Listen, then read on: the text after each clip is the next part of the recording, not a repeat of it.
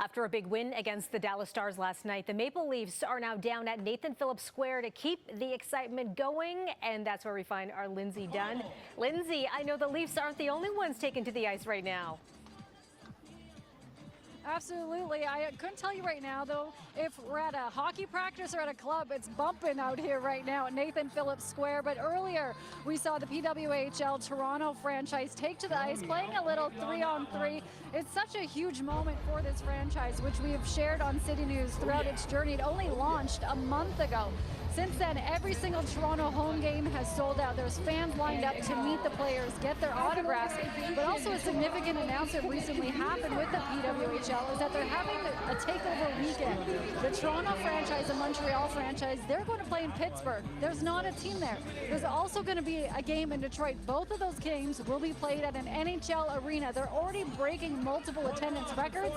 And next weekend in Toronto, the PWHL Toronto Montreal teams, they're going to face off in Toronto at Scotiabank Arena. Normally they play at the old Maple Leaf Gardens. That game at Scotiabank Arena, Melissa, it's sold out in 24 hours. But let's just go back to the party that's happening behind me for a moment.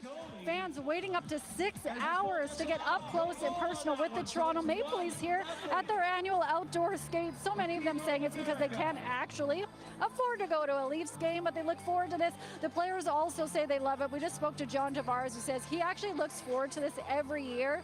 He smiles, he says he loves being outdoors to practice and getting to connect with fans on a different level. So just all over, a great day for hockey fans. Yeah, what a cool experience for people to get to go downtown, see the Leafs take to the ice, and as you're talking about there too, what a time for women's hockey right now.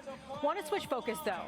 We are tracking a big deadline with the NBA. The Raptors are eyeing some new players.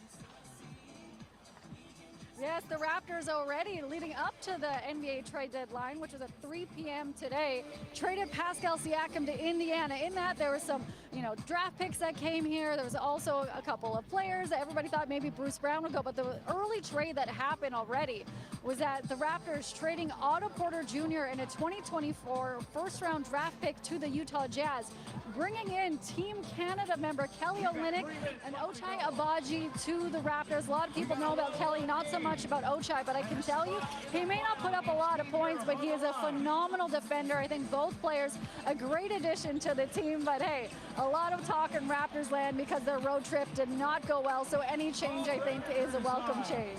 We're looking forward to some brighter days ahead for those Raptors. Thanks for that, Lindsay.